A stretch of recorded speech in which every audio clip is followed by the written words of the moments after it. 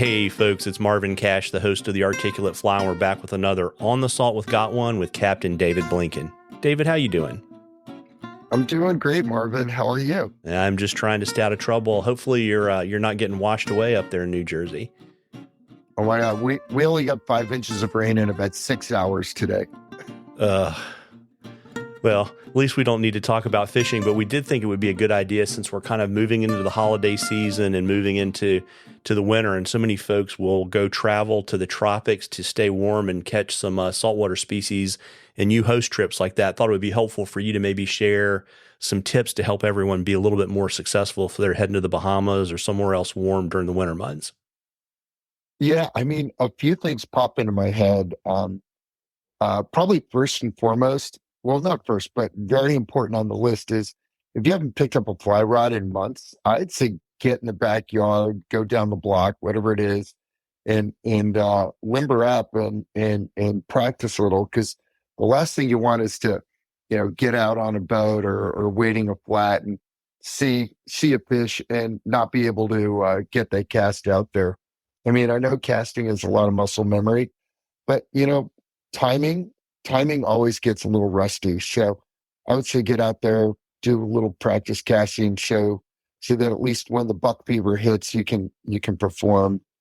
Um, Other things that come to mind, which I think are really important, is you never know if a destination's going to have a fly shop or not. So I would definitely pack a spare fly line, have a backup reel, bring a pile of flies with you, and and and if you have a particular rod that you're bring two of them, because rods always seem to break in ceiling fans, doorways, assembling them, pulling them out of a rod rack in a boat. You never know. I mean, go your whole life and not break a rod, and you could be on that one great trip, and well, there goes the tip.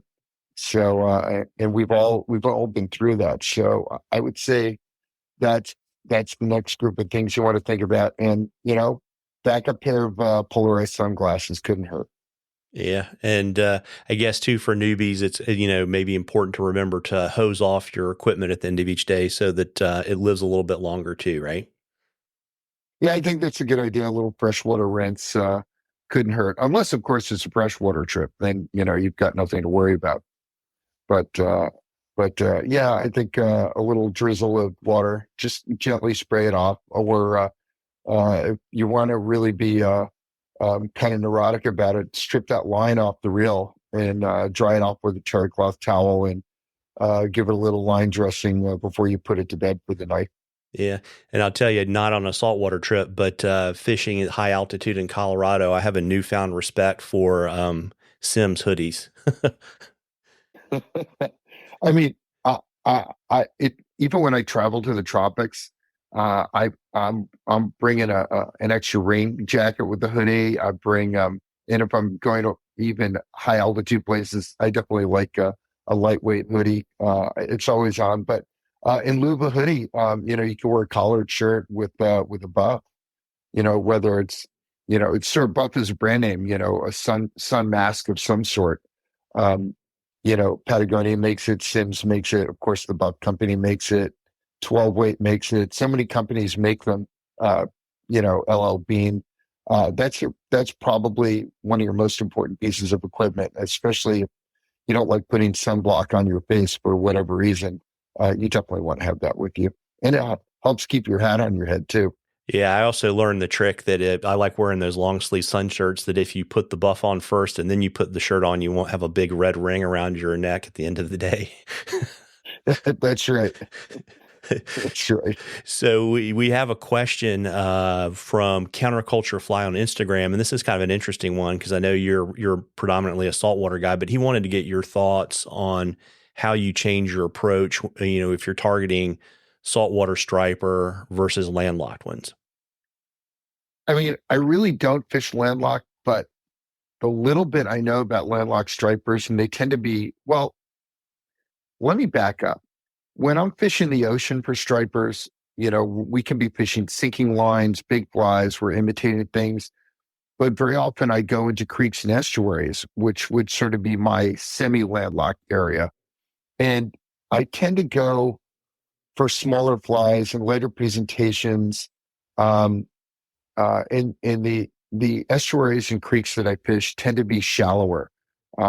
So I don't have to use very heavy lines to get down deep.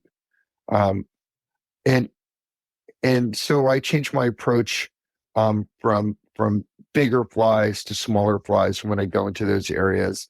Um, and I'll very often go to much longer leaders. Sometimes those areas have, crystal clear water, and you just don't want to give the fish a chance to see your fly line or feel it when it hits the water.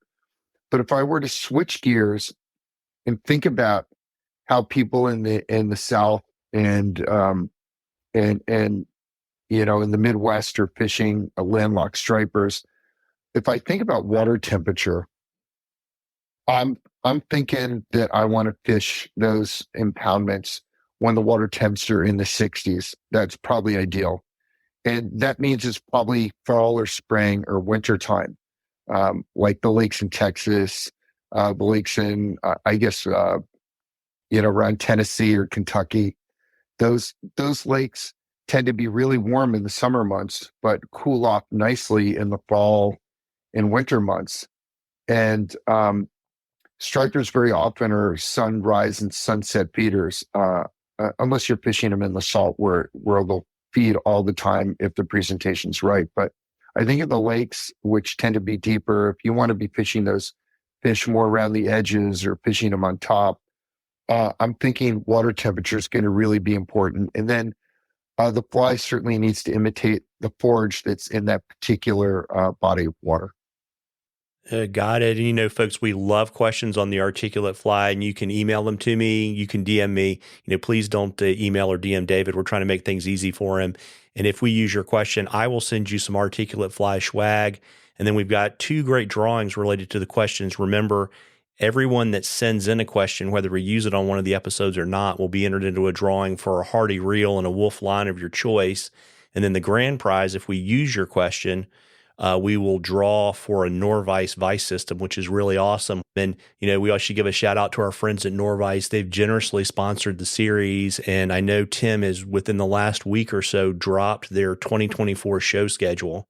So you should head over to nor-vice.com and take a look and see if they're going to come to a show near you. And also, we're recording this, I don't know, it's maybe a week or so before Christmas. If you're panicking because you can't get something shipped for your favorite fly fisherman fly tire, Tim is running a great special. If you buy a $250 or more gift card on the website, you get a coupon code for 25% off your next purchase. So you should certainly head over to the site and check that out too. And David, I know you've been working really, really hard with Liu Yin on the Masters of the Fly schedule. What's going on there? Well, our first episode, which is the 7th of January, we're going to have the Saltwater Guides Association. They'll be our first guest. Then we're going to be doing another show where we're going to be hopefully recording live on tape some stuff at a show up in Massachusetts, and we'll have a great tire for that. I think we're going to have Tim on a show, and some other folks coming up, and we'll post the entire schedule.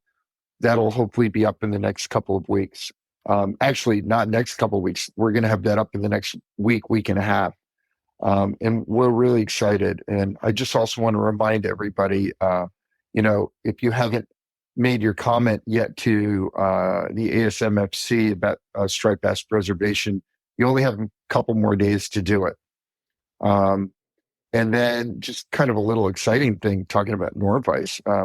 Lu Yen and I, when we might be tying some flies together on a couple of the episodes, you might see Lu Yen and I using Norvises on Masters of the Fly. So that'll be kind of neat. Yeah, that's super cool. And I know you are recovering from several back-to-back days on the mountain, but I would imagine this storm coming through is probably generating a fair amount of snow for you, right? Oh no, we took a big hit. We shut down the hill today. Hopefully they can fire up the snow guns tomorrow. I mean, this storm went from New England all the way into northern Quebec, and it was all rain. Unfortunately, that's that's the thing that happens on these big El Nino years. Occasionally, you get one of these uh, big wet storms that come up out of the Gulf. I know it was a lot of snow in the Rockies, but to us, it was pretty much a northeastern disaster for the ski industry, unfortunately. Well, I'm sorry to hear that. And, it's kind of amazing. I can't believe we're already at the end of 2023. And I just want to wish everybody happy holidays and a happy new year. Happy holidays and a happy new year, David. Happy holidays and happy new year to you too, Marvin, and to everybody out there. Can't wait to get back on and talk with you in the new year, 2024. Tight lines, everybody.